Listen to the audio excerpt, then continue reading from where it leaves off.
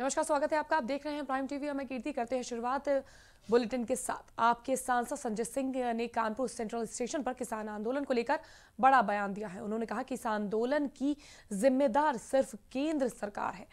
2.5 महीने से चल रहे किसान आंदोलन को सरकार धृष्ट राष्ट्र के तरीके से बस बैठ कर देख रही है। किसान आंदोलन में हुई हिंसा की जिम्मेदारी किसान यूनियन के नेताओं ने नहीं ली है। इन आंदोलनकारियों की फोटो भाजपा के बड़े बड़े नेताओं के साथ देखी जा सकती है।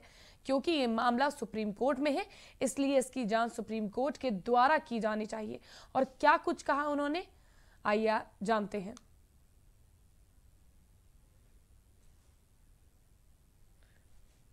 तो संजय सिंह का बड़ा बयान सामने आया है, जिस पर उन्होंने धृतराष्ट्र की तुलना भाजपा के नेताओं से की है। उन्होंने कहा है कि भाजपा सरकार धृतराष्ट्र की तरह, सिर्फ महाभारत में जिस तरह से धृतराष्ट्र का किरदार था, उसी तरह से भाजपा के जो सरकार है वो भी उसी तरह से बैठी हुई है।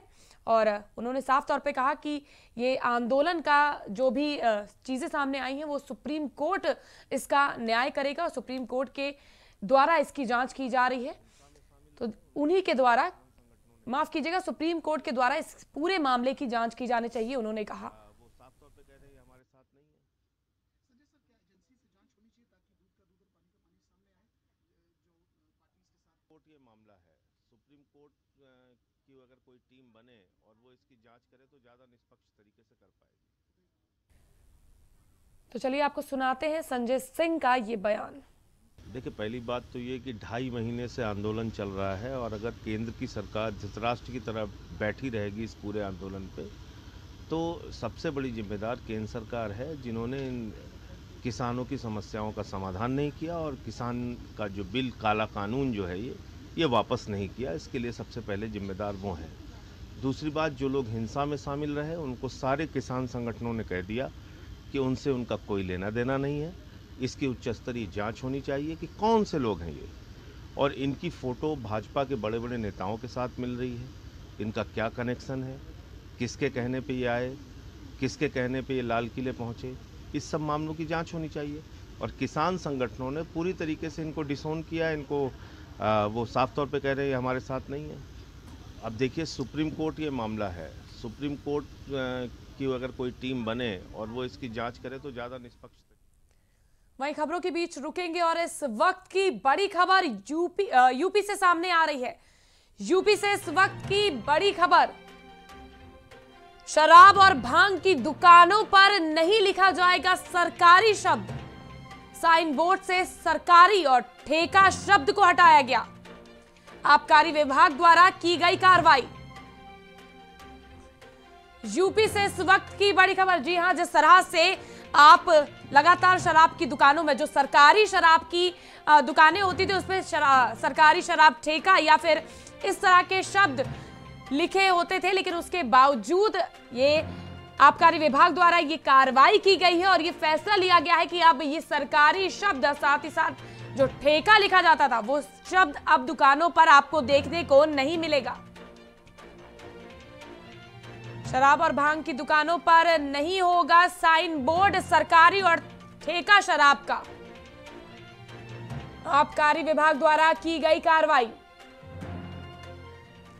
यूपी में इस वक्त की बड़ी खबर ये सामने आ रही। वहीं इस खबर पर हमारे साथ हमारे संवाददाता शहबाज खान जुड़ चुके हैं। शहबाज जी, साइन बोर्ड पर सरकारी और ठेका नहीं लिखा होगा। सरकारी दुकानों का जो टेंडर पास होता है, उसके बाद सरकारी ठेका और जो प्राइवेट होते हैं वो इसी से पता चलता है कि ये सरकारी है कि नहीं। अब वो लिखा नहीं होगा, क्या वजह है, क्या कुछ अपडेट है?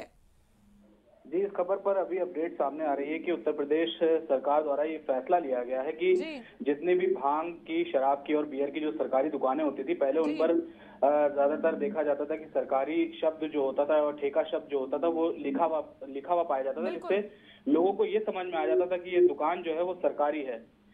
लेकिन अब उत्तर प्रदेश सरकार ने ये फैसला लिया है कि ये दुकानों के जो साइन बोर्ड है उससे सरकारी और ठेका शब्द को हटाया जाएगा। जी, तो शहबाज जी, जिस तरह से सरकारी और प्राइवेट का जो होता था वो इसी से अंतर पता चलता था, साथ ही साथ क्या प्राइवेट पर भी लगाम कसेगी आबकारी विभाग? जिस तरह से क्या उनके ऊपर भी ठेका नहीं लिखने की अनुमति नहीं होगी? नहीं, फिलहाल तो अभी ये जो कार्रवाई की गई है आबकारी विभाग के अधिकारियों के अनुसार, जो खबर सामने आ रही है, उनका यही कहना है कि जितने भी सरकारी दुकानें हैं उनको अभी फिलहाल उन्हीं पर ये लागू होगा। और ये कार्रवाई इस कार्रवाई पर अभी आबकारी विभाग के अधिकारी भी ज्यादा जानकारी नहीं दे रहे हैं। उनका भी यही कहना है कि ऊपर से जो आदेश आए हैं उसके बाद ये कार्रवाई की गई है, और ये जो कार्रवाई है बुधवार को की गई है। इसका मतलब ये आगे आने वाले दिनों में ये लागू हो जाएगी। कब तक ये चीजें लागू हो सकती हैं और कब तक ये जो सरकारी ठेके और इस तरह के बोर्ड होते हैं, कब तक इसको हटवाने की कार्रवाई हो सकती है? आबकारी अधिकारियों के अनुसार ये कार्रवाई जो है वो बुधवार को पूरी कर दी गई है। जो आदेश था उस पर आगे सिलसिलेवार कार्रवाई की जाएगी। फिलहाल अभी ये बताया नहीं जा रहा है कि कब से सरकारी शब्द और इसकी हटाने की प्रक्रिया होगी, लेकिन आबकारी अधिकारी का ऐसा कहना है कि ये कार्रवाई जल्द से जल्द पूरे उत्तर प्रदेश में शुरू की जाएगी। लेकिन शहबाज खान, जिस तरह से आबकारी विभाग की जो कार्रवाई हो रही है, आपको क्या लगता है कि किस तरह की अपनी नाकामी कहीं ना कहीं एक तरह से सरकार छुपाना चाह रही है? जिस तरह की ये सरकारी शराब की दुकान या ठेका जो शब्द हटा रही है, इसके पीछे किस तरह की चीजें सामने आ रही हैं? जी बिल्कुल कीर्ति, बताना चाहूंगा कि जिस तरह से सरकारी जो शराब पीने से लगातार सिलसिलेवार जो मौतें हो जाती हैं कहीं ना कहीं, और जो दुकानों के नीचे से सप्लाई होती है उसको छुपाना, कहीं ना कहीं उसको छुपाना चाह रही है, जिस वजह से ये जो सरकारी दुकानों पर ठेका और सरकारी शब्द को जो हटाया जा रहा है, कहीं ना कहीं ये सरकार की बहुत बड़ी नाकामी है। जी शहबाज खान, बहुत बहुत शुक्रिया हमारे साथ जुड़ने के लिए। तो आपने देखा किस तरह से आबकारी विभाग द्वारा यूपी में ये बड़ी कार्रवाई की जाएगी। हालांकि किस दिन से ये चीजों पर कार्रवाई करते हुए तमाम जो बोर्ड लगे होते हैं सरकारी शराब और ठेके के, वो हटवाए जाएंगे आबकारी विभाग द्वारा। लेकिन ये कहीं ना कहीं ये कार्रवाई सरकार पर एक तरह से यही सवाल खड़े करती है कि आखिर अपनी नाकामी छुपाने के चलते क्या सरकार इस तरह के फैसले लेने को मजबूर है। वहीं बढ़ते हैं अपनी आगे की खबरों की ओर। और कड़ाके की ठंड ने घने कोहरे के साथ एक बार फिर दिल्ली एनसीआर में दस्तक दे दी है। सुबह के वक्त दिल्ली के तमाम अलग अलग इलाकों में विजिबिलिटी बेहद कम दर्ज की गई। कई इलाकों में विजिबिलिटी 10 से 15 मीटर दर्ज की गई है। एक बार फिर कोहरे ने लोगों की आफत बढ़ा दी है। जी हां, जिस तरह से बर्फीली हवाएं लगातार रुख कर रही हैं दिल्ली की तरफ, और वहीं यूपी में भी ठंड का कोहराम देखने को साफ तौर पर मिल रहा है। इसके साथ ही कई और जगहों पर भी ठंड ने दस्तक दे दी है। आप तस्वीरों में देख सकते हैं कि विजिबिलिटी कितनी कम है, और इसी कम विजिबिलिटी के चलते कई हादसे हो जाते हैं। कोहरे की वजह से आम जन काफी परेशान है। दिल्ली में घने कोहरे, 10 मीटर तक सिमटी विजिबिलिटी। बड़ी खबर दिल्ली से है ये, आप देख सकते हैं तस्वीरों में भी कि किस तरह से ठंड ने एक बार फिर लोगों की मुसीबतें बढ़ा दी हैं। नए कृषि कानूनों के खिलाफ जारी किसान आंदोलन को लेकर देर रात गाजीपुर बॉर्डर में हंगामे की स्थिति बन गई। भारतीय किसान यूनियन के प्रवक्ता राकेश टिकैत का आरोप है कि पुलिस ने रात को इनके कैंप की बिजली काट दी। किसानों ने पुलिस और सरकार पर आंदोलन को अस्थिर करने का आरोप भी लगाया है। यूपी के 40 जिलों में कड़ाके की ठंड का अलर्ट जारी किया गया है। 28 और 29 जनवरी को मौसम में काफी बदलाव देखा जाएगा। लखनऊ समेत 40 जिलों के लिए ऑरेंज अलर्ट जारी किया गया है। भीषण कोहरे की भी चेतावनी जारी की गई है। मौसम विभाग ने ठंड का अलर्ट जारी कर दिया है। वहीं इस खबर पर हमारे साथ हमारे संवाददाता रेहान वारसी लखनऊ से जुड़ चुके हैं। रेहान जी, जिस तरह से लगातार ठंड में इजाफा हो रहा है और कोहरे ने जो मुसीबतें बढ़ाई हैं, क्या कुछ अपडेट है, और कितनी जो टेम्परेचर है वो माइनस में और कितना डाउन जा सकता है? फिलहाल कृषि में बताना चाहूंगा, यूपी के 40 जिलों में कड़ाके की ठंड का अलर्ट जारी कर दिया गया है। 28 और 29 जनवरी को मौसम सर्द रहेगा, और इसी के साथ साथ जो जिले हैं इनको ऑरेंज अलर्ट पे घोषित कर दिया गया है। और भीषण कोहरे की भी मौसम विभाग ने चेतावनी दी है। तो कहीं ना कहीं जो आवागमन है, जो गाड़ियां हैं वो रेंगती हुई नजर आ रही हैं। और अगर टेम्परेचर की बात करें तो -2 तक टेम्परेचर जा सकता है। जी, लेकिन सरकार द्वारा जो अलाव की सुविधा है, क्या उसमें इजाफा किया गया? क्योंकि बीच में जिस तरह से ठंड थोड़ी कम हो गई थी और एक बार फिर ठंड ने दोबारा से दस्तक दे दी है, तो अलाव की सुविधा और जो रैन बसेरों में जो सुविधाएं थी वो अभी भी उसी तरह से दुरुस्त है कि नहीं? जी बिल्कुल कृति, जो नगर निगम की जो टीमें हैं वो रैन बसेरे के अंदर काम कर रही हैं और लगातार अलाव की व्यवस्था भी नगर निगम के द्वारा किया जा रहा है। और लखनऊ के कई इलाकों के अंदर रैन बसेरा भी बनाया गया है, जहां पर तकरीबन सारी सुविधाएं जो आमजन है, जो लोग हैं, उनको मुहैया कराई जा रही है। बहुत बहुत शुक्रिया रेहान जी हमारे साथ जुड़ने के लिए। तो आपने देखा किस तरह से मौसम विभाग ने ठंड का ऑरेंज अलर्ट जारी कर दिया है। एक बार फिर से यूपी के लोग ठंड की वजह से परेशान है, एक बार फिर से कोहरे ने दस्तक दे दी है, जिसके चलते आम जनमानस काफी ज्यादा परेशान है। वहीं सरकार भी अलाव और तमाम चीजों पर अपनी पैनी नजर बनाए हुए, जिससे किसी भी तरह से लोगों को परेशानी का सामना न करना पड़े। वही खबरों के बीच रुकेंगे और मथुरा से इस वक्त की बड़ी खबर सामने आ रही है। जी हां, मथुरा से इस वक्त की बड़ी खबर, श्री कृष्ण जन्मभूमि विवाद पर सुनवाई, रिवीजन के रूप में होगी कोर्ट में सुनवाई। शाही ईदगाह ने अपील पर उठाए थे सवाल। मथुरा से इस वक्त की बड़ी खबर।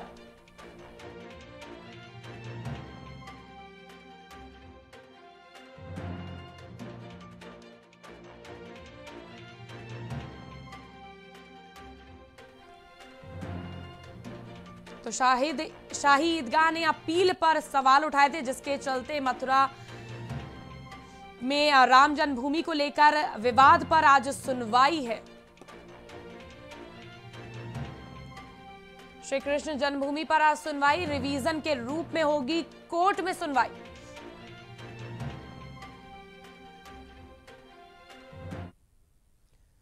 बढ़ते हैं अपनी आगे की खबरों की ओर। औरैया में किसान समर्थकों ने ट्रैक्टर रैली निकाली, जिसमें बड़ी संख्या में ट्रैक्टर पर तिरंगा झंडा लगाकर बेगुनाह के लिए रवाना हुए थे। लेकिन किसान समर्थकों को एरवा कटरा पुलिस द्वारा बीच सड़क पर ही रोक दिया गया। रैली के आयोजक प्रकाश यादव ने इसको लेकर पुलिस से पूछा, तो इस पर थाना अध्यक्ष अखिलेश जायसवाल के द्वारा यह बताया गया कि धारा 144 लगी हुई है, इसी के चलते इतनी बड़ी संख्या में आप लोग ट्रैक्टर रैली नहीं कर सकते हैं। तो औरैया में एक बार फिर किसानों ने आंदोलन को छेड़ते हुए ट्रैक्टर रैली प्रदर्शन करने का आयोजन किया, जिसके चलते पुलिस ने उन्हें बीच रास्ते पर ही रोकते हुए 144 धारा का हवाला दिया।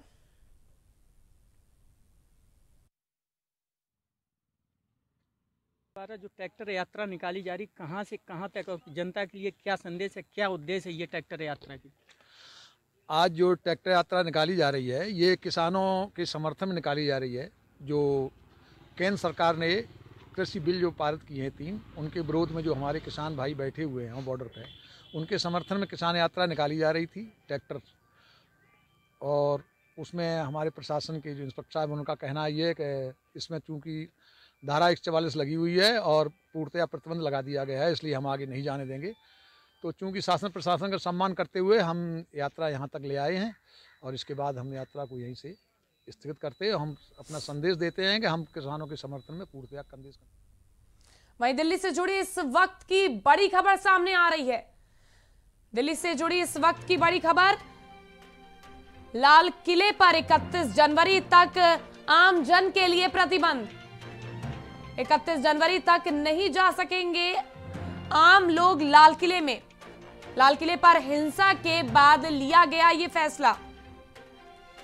जी हां, जिस तरह से कृषि कानूनों को लेकर 26 जनवरी को आंदोलन हुआ था, उसके बाद लाल किले को 31 जनवरी के लिए आम लोगों के लिए बंद कर दिया गया है।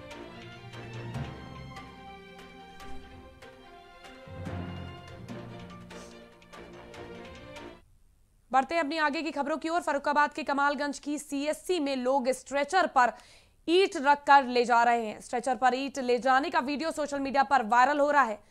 इस वीडियो को देखकर पता लगाया जा सकता है कि स्वास्थ्य विभाग कितनी ज्यादा लापरवाह है। मरीजों को अस्पताल में जहां स्ट्रेचर नहीं मिलता है, वहां ईंट को स्ट्रेचर से ले जाया जा रहा है।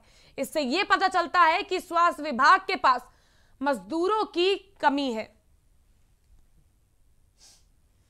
तो आप देख सकते हैं मजदूरों के लिए स्ट्रेचर नहीं, लेकिन ईंटों का इलाज स्ट्रेचर पर रखकर हो रहा है।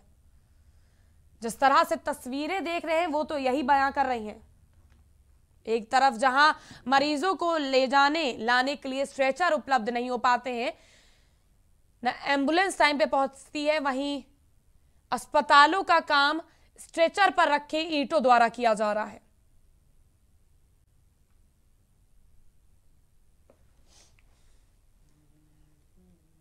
सोनभद्र के कोन थाना क्षेत्र में पुल निर्माण के लिए लिफ्टर लेकर जा रही ट्रेलर 11,000 हाईटेंशन तार की चपेट में आ गई।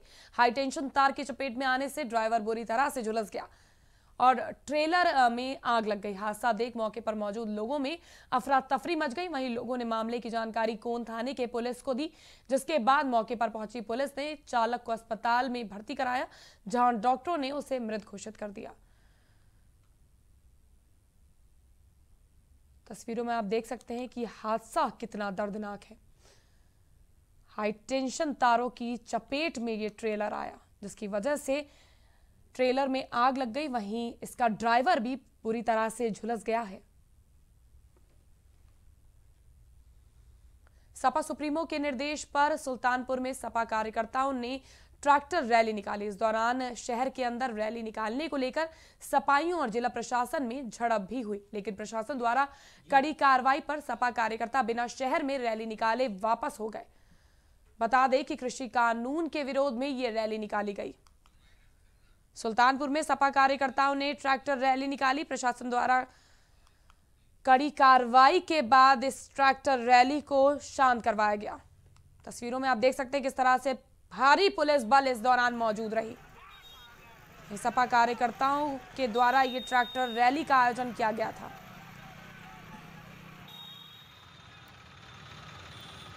आज क्या है, किस मामले को लेके आप लोग हम लोग जो तीनों बिल है उसको जब तक किसानों का वापस नहीं हो जाता है, हम लोग किसानों के सम्मान में हमारे राष्ट्रीय अध्यक्ष माननीय अखिलेश यादव जी जो हम लोग के अगुवा हैं और 90% जो कमेरा समाज हिंदुस्तान का है उसका दर्द रखते हैं। आपके आह्वान पर हम लोग आज 26 जनवरी सबसे पहले आप सभी साथियों को राष्ट्रीय पर्व पर आप सबको हार्दिक शुभकामना और अल्लाह ताला दिन दूना रात चौगुना हमारे देश को, प्रदेश को, सुल्तानपुर को तरक्की दे।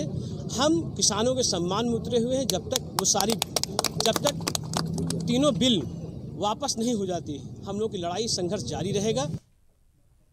आज समाजवादी पार्टी के जो लोग थे किसानों के समर्थन में जो है ट्रैक्टर्स लेके आए थे और वो रैली निकालना चाहते थे, पूरे शहर में घूमना चाहते थे। तो जिला प्रशासन ने कड़ाई के साथ उसका विरोध किया, मना कर दिया कि मार्च से अंदर कोई नहीं जाएगा। लगभग आध पौन घंटा यहीं पर शोर शराबा करते रहे। उसके बाद कड़ाई के साथ जब मना कर दिया गया। कानपुर में सीएमएम कोर्ट को बदमाशों ने अपना निशाना बना लिया। भारी सुरक्षा में रहने वाले सीएमएम कोर्ट का ताला तोड़कर चोरों ने चोरी की। बदमाशों द्वारा कोर्ट के अंदर रखे जरूरी कागजातों की चोरी की गई। वहीं घटना के बाद पुलिस और फॉरेंसिक की टीम मौके पर पहुंची और मामले की जांच में जुट गई है। पुलिस द्वारा कोर्ट परिसर में लगे सीसीटीवी कैमरे को खंगाला जा रहा है। जरूरी दस्तावेजों की सीएमएम कोर्ट में चोरी के बाद से हड़कंप मच गया है। लगातार सीसीटीवी फुटेज के आधार पर चोरों की तलाशी की जा रही है, चोरों का पता लगाया जा रहा है।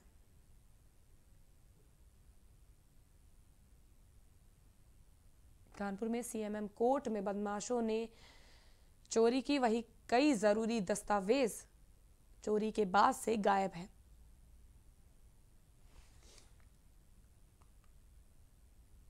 अलीगढ़ के तहसील इगलास में प्राथमिक विद्यालय कांडली में उपखंड शिक्षा अधिकारी अखिलेश प्रताप के नेतृत्व में एक कार्यक्रम का आयोजन किया गया, जहां विद्यालय के स्टाफ के द्वारा खुद के निजी खर्चे से एक मेधावी छात्रा को साइकिल देकर सम्मानित किया गया। प्रधानाध्यापक वीरपाल सिंह के द्वारा जानकारी देते हुए बताया गया कि उनके स्कूल की छात्रा के द्वारा हमेशा समय का पालन किया गया है और हमेशा कक्षा में प्रथम स्थान लाया गया है, जिस वजह से छात्रा को साइकिल देकर सम्मानित किया गया।